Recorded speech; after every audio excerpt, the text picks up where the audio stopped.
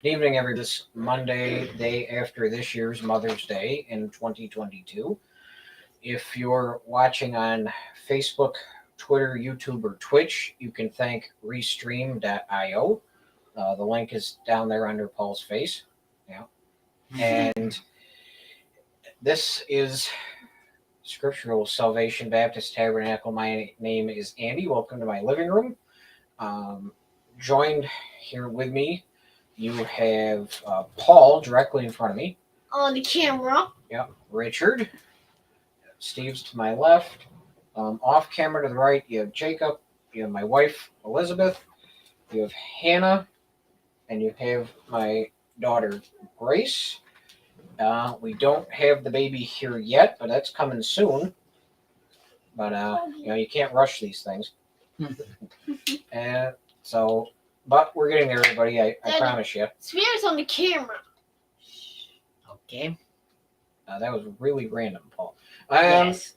So without further ado, we're going to get started with our first song. It's a traditional hymn called I Stand Amazed. And so what's going to happen is the person that sings the song on the CD is going to keep repeating the same verse over and over again as he sings it. He's going to keep singing verse 1, but there are actually 4 verses to the song, so I will continue on through. I put them in the PowerPoint. So if you hear me singing something different than the CD does, that's why. So let's get rolling here. I think that's... Then you're going to switch camera between. Yep, that was it. Okay.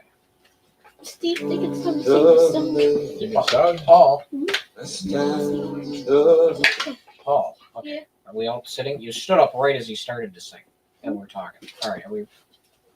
This time I'm going. Okay, Steve, you can sing this song. Paul. Yeah. Shh. Amazed in the presence of Jesus the Nazarene, and I wonder how he could love me, a sinner condemned unbelief. Sing that again, I stand of it. For me it was in the garden, he prayed, not my will, but thine. He had no tears for his own griefs, but sweat drops of blood for mine. Oh, how marvelous, oh, how wonderful, and my song shall ever be.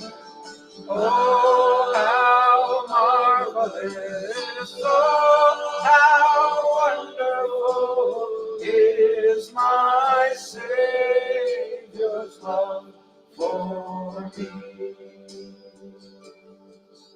I took my sins and my sorrows, he paid them his very own, and he bore the burden to Calvary, and suffered and died alone. Oh, how marvelous, oh, how wonderful, and my song shall ever be. Oh, how marvelous, oh, how wonderful is my Savior's love for me. Oh, how marvelous, oh, my song shall ever be. Oh, how marvelous, oh, how wonderful is my Savior's love for me.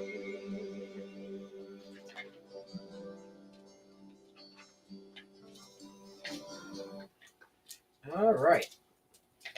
And we are going to pick up in the 30th chapter of Genesis, right where we left off. We've been learning about the family of Abraham. We spent several chapters on Abraham himself. Abraham Lincoln. He got assassinated. Not quite. Oh. Abraham Lincoln comes about, 7,500 years I later. was gonna say it's like more than a couple thousand. So we learned about Abraham and Sarah and the troubles that they went through, and Abraham's son Isaac, who we only spent basically a chapter talking about. Mhm. Now we moved on to Isaac's son Jacob, and how he had to work 7 years for Laban, and Laban tricked him and gave him the wrong wife that he did not want. And there were two sisters. There was Rachel and Leah was the older one that Jacob did not want, but Jacob ended up being fooled into marrying Leah, and then he has to work another 7 years before he can be fully married to Rachel. So that is where we're at. And right after he marries Leah, he has 4 children with her. So that is where we are at in the book of Genesis. I believe it's this one. Yep. Ah. That worked. All right. Richard. The Lord is my light and my Satan and salvation. Whom shall I fear? The Lord is the stronghold of my life. For whom I should be afraid? When evildoers assail me Yep. to eat my flesh and adversaries. Yes. Okay. And foes, it says, No. and it is they who stumble and fall. Very The good. other text in black. I don't know. For some reason, this PowerPoint presentation has everything that's going to come blacked out, and then it turns white when I put it on That the screen. looks cool though, actually. I thought you made it because it looks kind of cool. I was trying to figure out how to get rid of it, but I couldn't, so I just left it. Though an army encamp against me, my heart shall not fear. Though war arise against me, yet I will be confident. One thing have I asked of the Lord, that will I seek after, that I may dwell in the house of the Lord all the days of my life, to gaze upon the beauty of the Lord, and to inquire in his temple. Very good. For he will hide me in his shelter in the day of trouble. He will conceal me under the cover of his tent. He will lift me high upon a rock. And now my head shall be lifted up above my enemies all around me, and I will offer in his tent sacrifices with shouts of joy. I will sing and make melody to the Lord.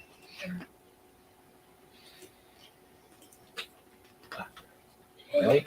Hear, O Lord, when I cry aloud. Be gracious to me and answer me. You have said, seek my face. My heart says to you, your face, Lord, do I seek. Hide not your face from me. Turn not your servant away in anger. Or you, O you who have been my help, cast me not off, forsake me not, O God of my salvation. For my father and my mother have forsaken me, but the Lord will take me in. I was trying to read it. Mhm. Teach me your way, O Lord, and lead me on a level path because of my enemies. Give me not up to the will of the I got stuck on that word. Adversaries. Adversaries, for false Witnesses. That was close. witnesses have risen against me, and they breathe out Violence. Hmm. Yeah, you were so focused on those other words. All right. Okay, I believe that I shall look upon the goodness of the Lord in the land of the living. Wait for the Lord, be strong, and let your heart take Courage. courage. Wait for the Lord. Very good, Paul. Was that too bad? Now, I did a brief summary of how we got to this part so far, and Jacob is the first patriarch that will have more than 2 children. And Abraham, like we said, waited his entire life, and he had Ishmael and then Isaac. Then there were other kids that came later, but they don't really factor into the Bible story. And then Isaac comes along, he has Jacob and Esau, and now we have Jacob. And so far, he has had a son, Reuben, which basically means behold a son. Leah had him and said, listen, I've given you an heir. Behold a son. Simeon is the next son, and she named him Hearing because God heard that she wasn't loved and that she wanted another son. She named the next son Levi, Attachment, because she hoped it would make her husband be attached to her. But then when none of that happened, she named her 4th son Judah, which means praise, because she was just going to praise the Lord for what he did for her. And now we will listen to Genesis chapter 30, verses 1 through 13. And now it's time for our favorite reader.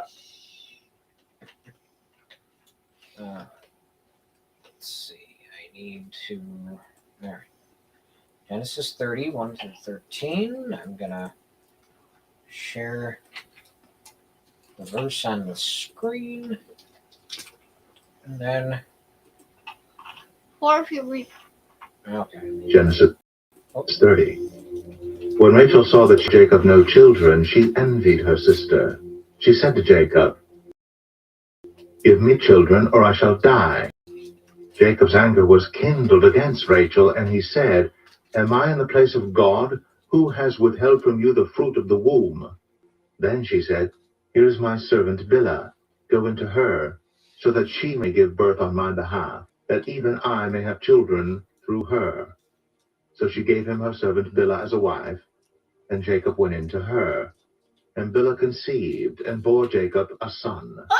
Then Rachel said, God has judged me, and has also heard my voice, and given me a son. Therefore she called his name Dan. Rachel's servant Bilhah conceived again and bore Jacob a second son. Then Rachel said, with mighty wrestlings I have wrestled with my sister and have prevailed. So she called his name Naphtali. When Leah saw that she had ceased bearing children, she took her servant Zilpah and gave her to Jacob as a wife. Then Leah's servant Zilpah bore Jacob a son, and Leah said, good fortune has come. So she called his name Gad. Leah's servant Zilpah bore Jacob a second son, and Leah said, happy am I, for women have called me happy.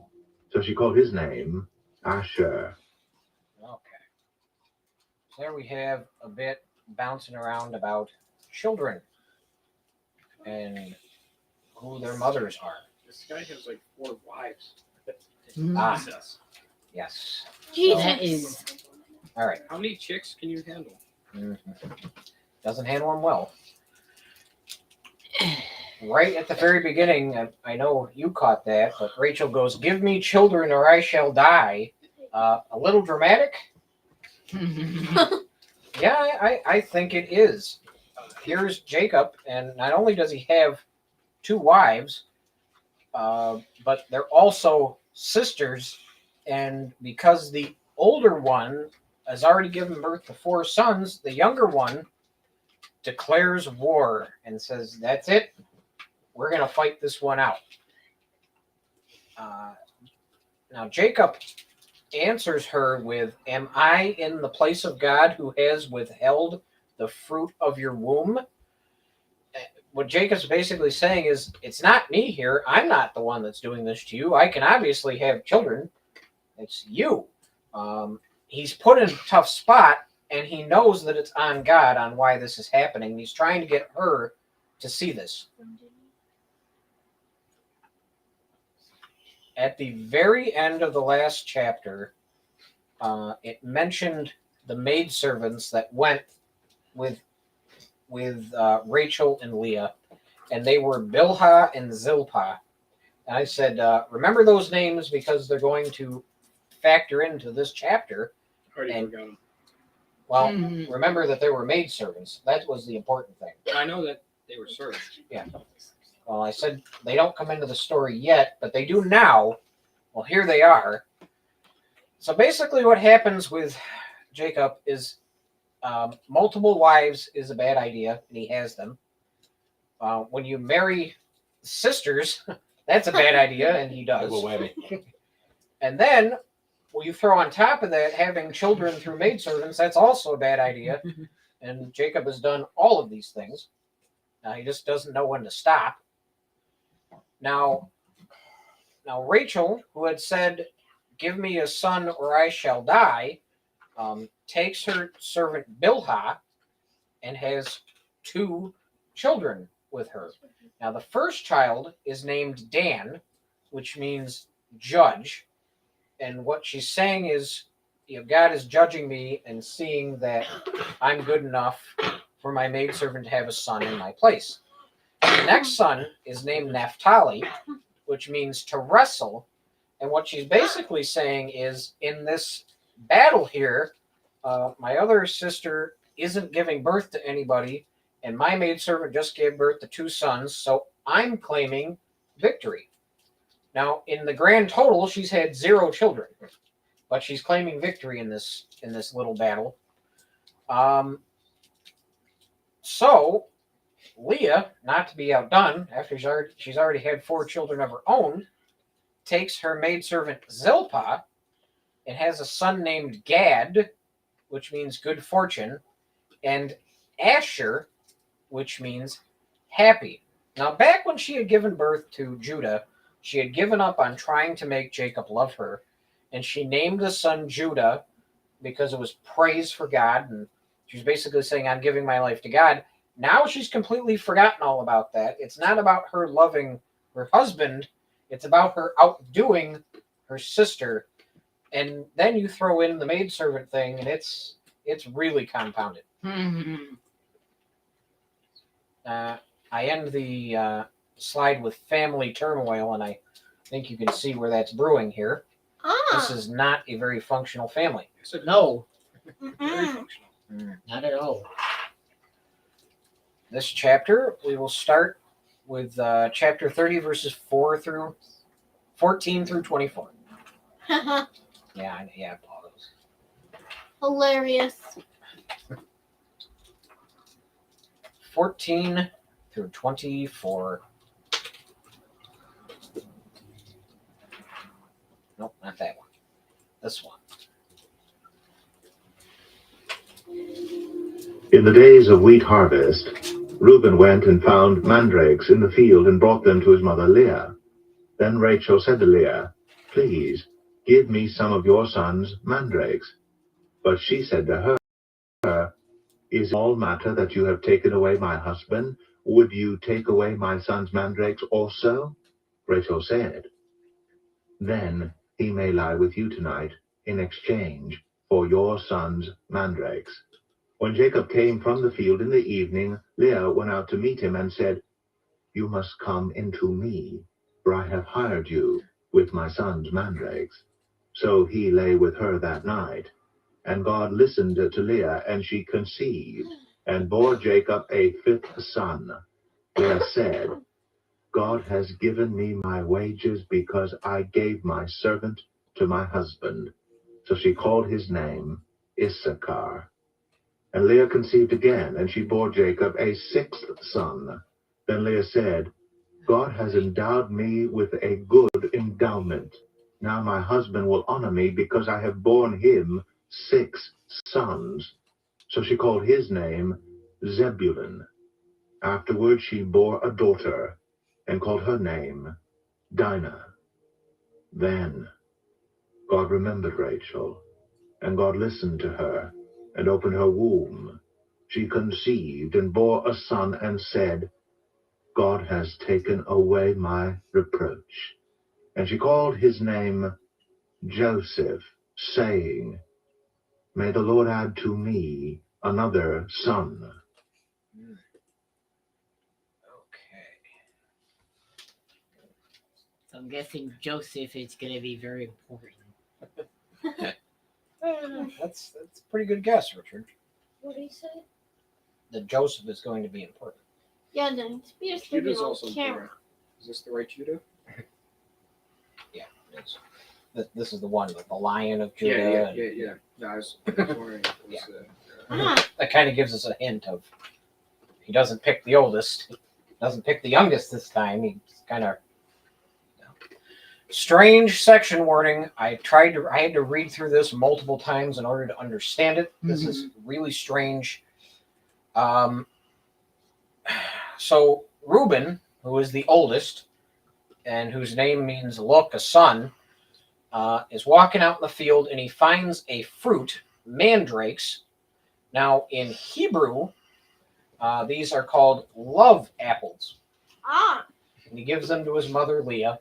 And right here, we have a mandrake.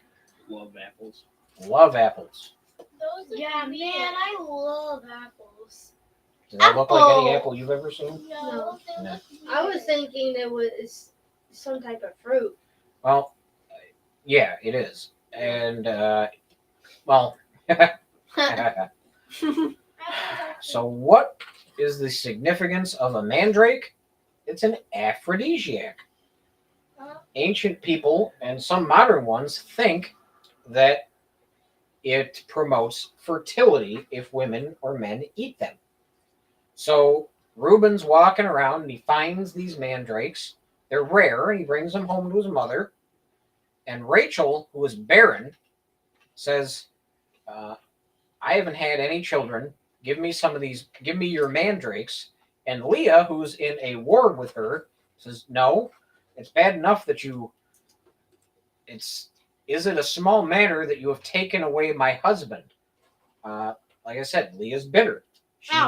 She's fighting through this war of children with her sister. So what she does is she says, you know what? I'll give you these mandrakes if I can have a night together with Jacob, our husband. And so basically, like I said, I had to read through this several times to actually make it make sense to me. Rachel thinks that eating these mandrakes is going to make her not barren and make her give birth to children. And all Leah wants to do is just eat them. So in exchange for giving Rachel these mandrakes, Leah gets a night with Jacob. And she ends up conceiving and having a son, Issachar. And she calls him Issachar, and the reason she gives is it's a reward for giving Jacob my servant Zilpah. This never made sense to me. Take out of it I have no idea why she thinks this son's a reward for giving her husband her maidservant. I don't know. Makes no sense to me. Yeah, no sense. Then she has another son. She names him Zebulun. And Zebulun is a dwelling. And what she hopes with Zebulun is with some of the other names she used, it was hoping that her husband would actually love her. And dwelling, Zebulun is, I'm sure that I have made so many sons with Jacob that he will dwell with me. She's declaring victory. She's saying, I had 8 sons. He's mine. Mm-hmm. And in that, yeah, she had a daughter too. Names the daughter Dinah. 9. Now. Yeah. Fucking sons. Yep. So the 8 sons were more important. So, hence we have Dinah, and they don't even give a reason for why they name her Dinah. She just says, her name's Dinah. All the other sons, they give these long explanations of, I'm going to name him this because of this. No, not Dinah. She's just Dinah. Dinah. Now, Rachel, finally, after all these years and all these children that all these other women have had, Rachel has her first son. And she says, God has taken away my reproach. And when she's saying that is she's basically saying that God disapproves of her.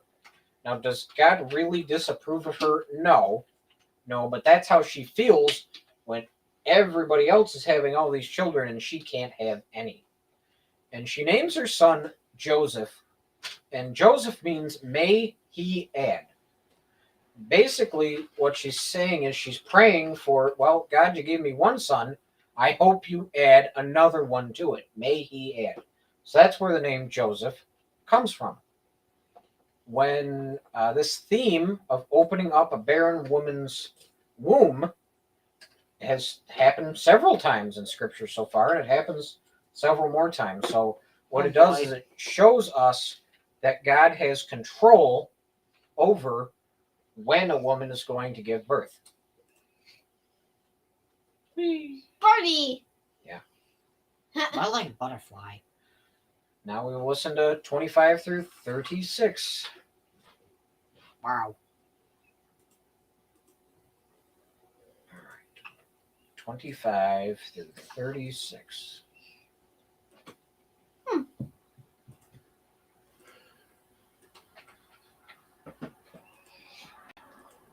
As soon as Rachel had borne Joseph, Jacob said to Laban, Send me away, that I may go to my own home and country.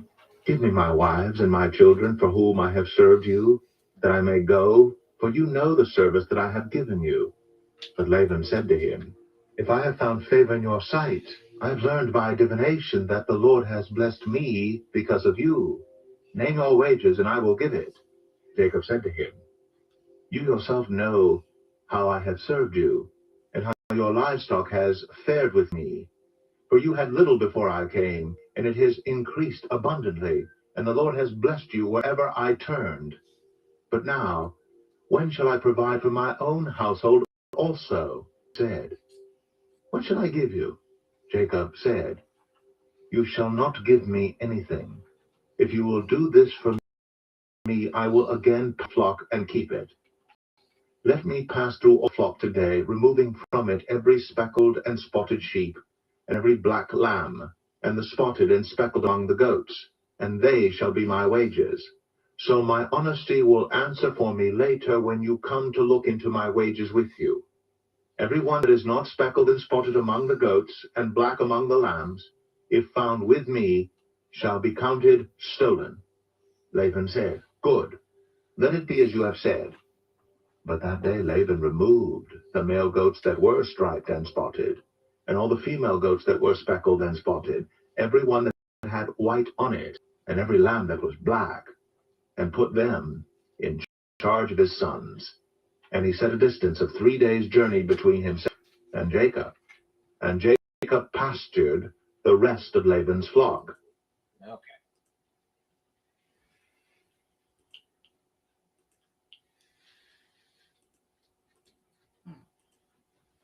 That's the deal. Send me away that I may go to my own home and country. 14 years Jacob has worked for Laban, served him just so that he could win Rachel to be his wife. And that 14-year period is over.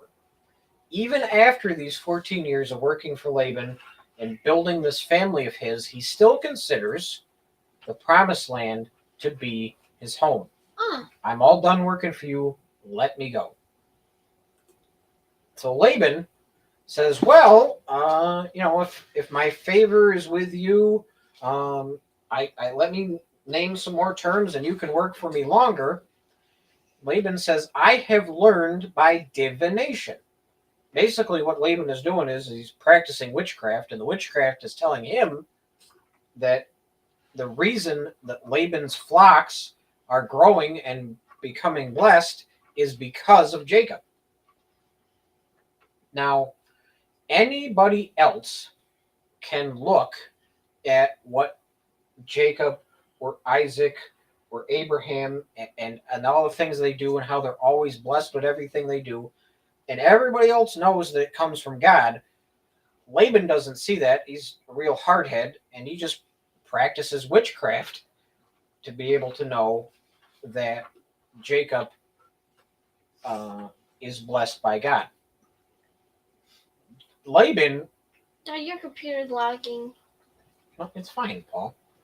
Laban is purely selfish. He says, you stay here, I prosper, plus I own you. Everything that you have, I've given to you. And the more you work for me, the more that I get from you. So I don't want you to leave.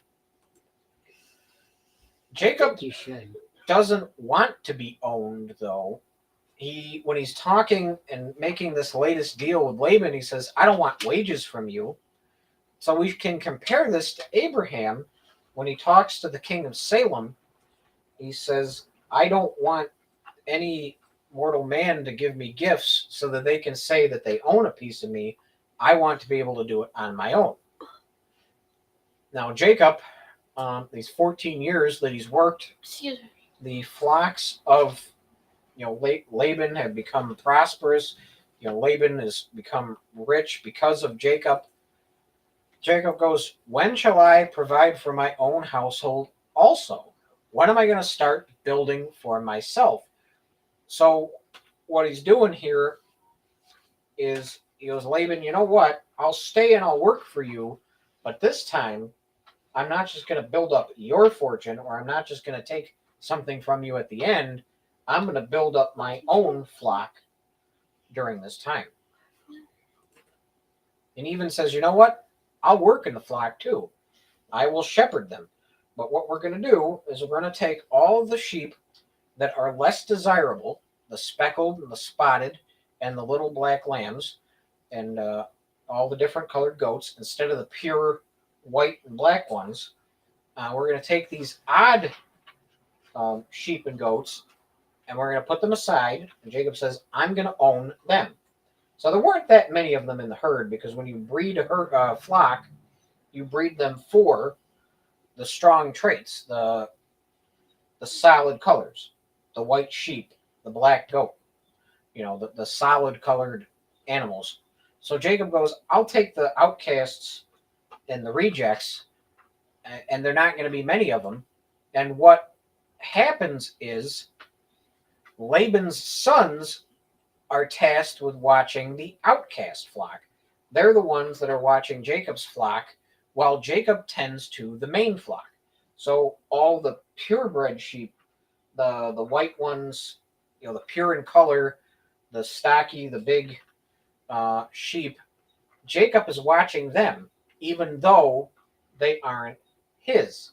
And what that does is it shows that he has a strong work ethic. He's willing to work for this guy, even though he treats him terribly. Laban's motives for having his sons watch over Jacob's outcast flock is he doesn't want Jacob to pull any funny business with the outcast flock. So Laban thinks that he's got himself a sure winner. He goes, yeah, I'll give you the rejects out of my flock. You can take them. You can watch over my flock and make them big and huge. Yeah, sure. I'm good with this. And this is a great deal for me. And I'll pad my pockets and we'll move along here. He's going to get tricked, isn't he? Hit book. Mm-hmm. Now we'll listen to verses 37 to 43. And I'll kind of wrap up the story here.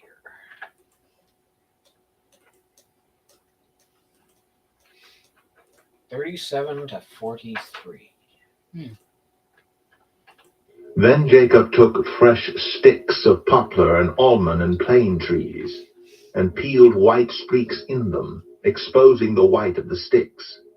He set the sticks that he had peeled in front of the flocks in the troughs, that is, the watering places, where the flocks came to drink. And since they bred when they came to drink, the flocks bred in front of the sticks. And so the flocks brought forth, striped, speckled, and spotted. And Jacob separated the lambs, and set the faces of the flocks toward the striped, and all the black in the flock of Laban. He put his own droves apart, and did not put them with Laban's flock. Whatever the stronger the flock were breeding, Jacob would lay the sticks in the troughs before the eyes of the flock, that they might breed among the sticks. But for the feebler of the flock, he would not lay them there. So the feebler would be Laban's, and the stronger Jacob's. Thus the man increased greatly, and had large flocks, female servants and male servants, and camels and donkeys.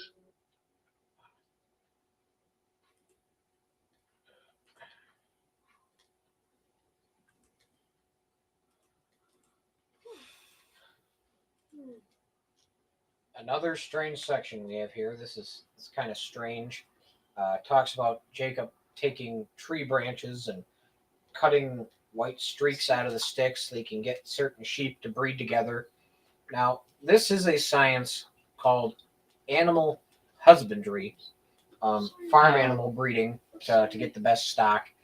I don't know anything about it, but this is another section that I had to read through several times. I even had I remember when I was in college and my professor was teaching this to me, this still didn't make any sense to me.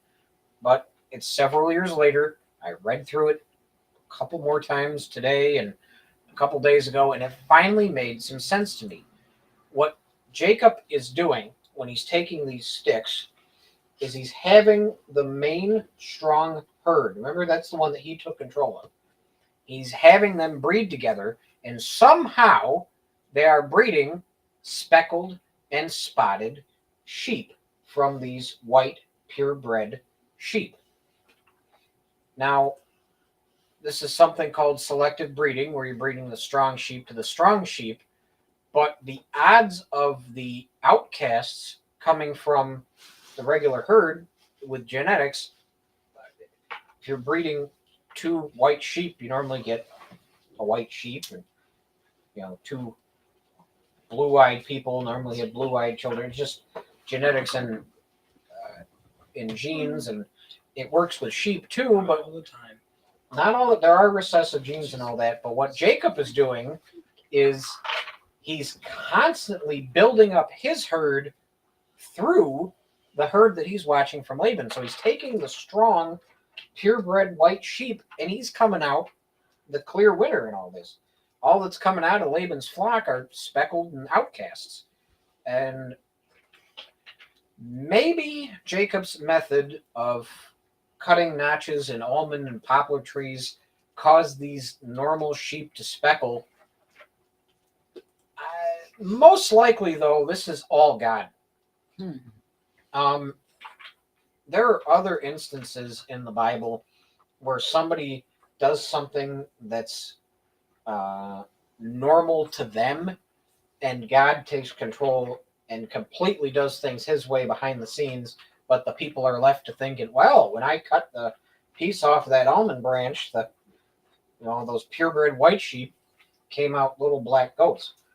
And really what's happening is God is just building Jacob's flock so that he has something to live off of when he leaves Laban. Jacob's different sheep are now all stronger than Laban's, and he's building his wealth. And just as we saw many, many chapters of testing Abraham so that he would be ready to be God's prophet and be God's witness, Jacob has spent all these years being pushed around, and he has nothing. He's living with Laban. Now he's building his wealth and flock so he can go back to the promised land. Like I said, this one took several read-throughs for me. I do know some people that have sheep and goats, so I'll go to them and tell them all they have to do is just cut some almond branches to get their sheep to breed stronger, I guess. That's what, That's what get them speckled. but they'll be stronger too. So, it's a win-win. Yeah. So I'll talk to Have them. a speckled wool for a coat. I don't really think that's how it works, Dad. Well, I'll talk to my buddy who breeds sheep, and I'll ask him. I know 2 of them. Oh, Not sheep. I know 2 people that breed sheep. How about you just ask them for Sheep some wine? breed sheep. So in summary, this was a strange chapter. There's a lot of weird stuff going on. Breeding sheep with cutting almond sticks and poplar branches, and people desiring the love apple mandrake, and the bidding war when it comes to all those children and sisters fighting each other, and it's just it's really, really strange. And normally what people do is you normally read this chapter and the chapter right after it because they go together, but the next chapter has over 50 verses in it, and it's really long, so I figured I'd just take this on its own. We'd digest it for a week and think about where we could go and find some mandrakes, or maybe we could cut some almond branches and breed speckled sheep. I don't know. There. One of the main takeaways is multiple wives, wives that are sisters. You throw in a bunch of concubines, and you play favorites. Any one of those themes, the Bible says is not a good idea. Jacob does all of it. He did. Polygamy plus. I guess Jacob's motto is go big or go home. So, yeah, he's just stretching. Go big or go home. you know what, Jacob, I know what he shouted right before he got married. He said, YOLO! That he got married 4 times. Yeah, What true. does YOLO mean? You only live once. Ah. It's normally what people shout right before they do something really, really stupid. I'm imagining this guy shouted it many, many times. But interestingly enough, none of these things are forbidden in the Bible, but we learn a great lesson for why none of us should do any of this nonsense just by reading the stories of the people and what happens to them when it happens. Steve, what you put Now- over here? Maybe, Paul, stop. Maybe if Jacob had obeyed the advice in the beginning of the book of Genesis, where God says, therefore a man shall leave his father and mother and hold fast to his wife, and they shall become one flesh, where it talks about one man, one woman, and that being the model for what a biblical marriage should be, maybe he wouldn't have all the trouble that he does. But, I'm guessing this guy's a real hardhead. We have a child contest, and in this crazy contest, it doesn't look like anybody's winning. I mean, yeah, Leah's having all these kids, but, life doesn't seem to be going great for her. Jacob, for the first chapter or 2, he was the trickster who was getting people to do things his way, but then Laban found a way to trick the trickster. And not only he's tricking the trickster is a bad boss who practices witchcraft. So this is really weird. But even though Jacob is tricked by a trickster and the bad boss that practices witchcraft, he still works hard, even though Laban is a terrible person, and even though Laban treats him horribly. And what this is, it's a model for having good work ethic. You're going to go, one of these days, you're going to grow up and you're going to get a job, and you're not going to like some of your coworkers or your boss, and you got to learn to suck it up and get through it. And Jacob here shows us a good model for working for one of the absolute worst bosses in history. Yeah, go me. And then we also learned about how you can use almond and poplar branches in animal husbandry. Yeah, I don't think that's his word. Well, it was in there, so I'm figuring like I said, I'll talk to my sheep farming friends and see what they see. So Dad. I will report back and let you guys know. And then here is the chart of all the children. Leah Me. has, starts off with Reuben, Simeon, Levi, Judah. Bilhah, who is Rachel's servant, has Dan. Naphtali. Then Zilpah, Leah's servant, has Gad and Asher. Reuben, Simeon, Levi, Judah, Dan, Naphtali, Gad, Asher. Then it goes back to Leah after the mandrakes, has a son Issachar and Zebulun. Then a daughter Dinah. And then Rachel finally has a son named Joseph. And that's where we stand with 11 sons and one daughter. And that's got to be quite the household. It's not going to turn out well. And now we will finish on a praise and worship song called Knowing You.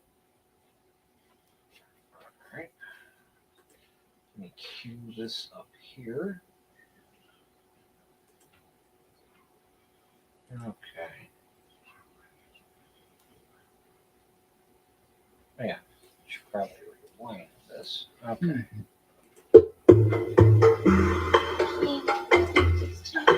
No, Oh. it doesn't need to.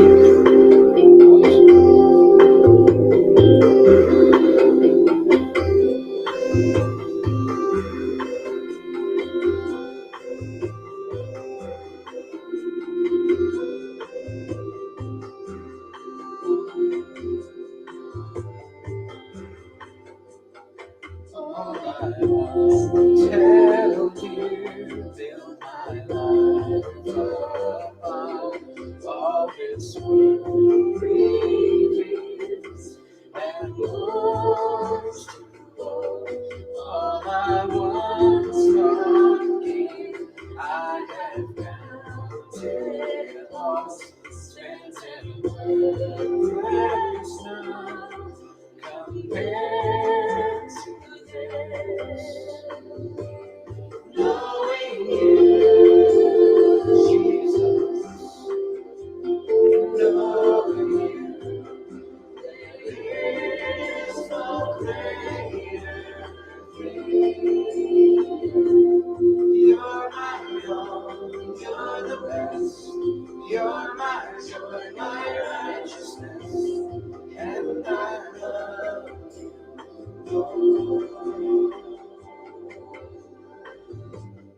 Now my heart's desire is to know you more, to be found in you, and known as yours, to possess my faith, what I could honor, all surpassing gifts of righteousness. Knowing you, Jesus, knowing you, there is no greater thing. You're my all, you're the best. You're my joy, my righteousness, and I love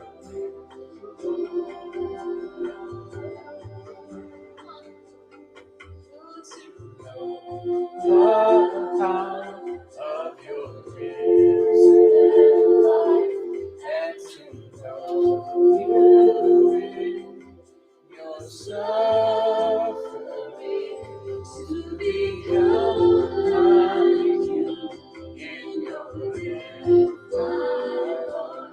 So will you fill me and never knowing you, Jesus,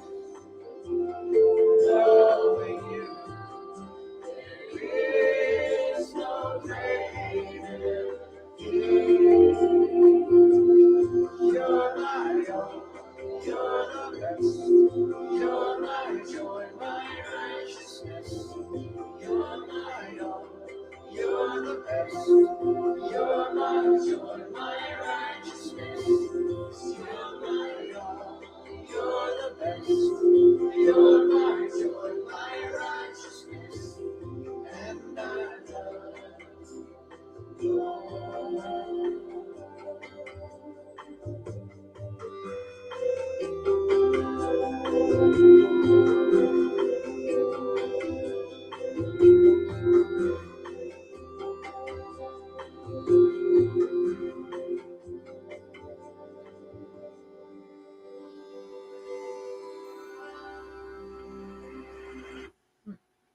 I liked that version of the song. All right. Well, thank you everybody for joining us this week, where we learned about when you have wars with your sisters and maid servants about who can have the most kids. Nobody wins, and learned a little bit about sheep and goats. You're going to war better. Yeah. Hopefully, everybody has a great week. Coming up, let's see, this Sunday is Richard and Hannah's acting performance, right? That's your show. That's over this Sunday. Hers is the 15th. No, it is not. Wait, no, never mind. No, you are wrong. Yes, I am. Jacob has his first jazz band gig on the Yay. 15th as well. So that should be a lot of fun. And buckle down, everybody. We're gonna get we are gonna get busy. So Mhm. thank you all for joining us. Have a great week, and hopefully we'll see you all next week.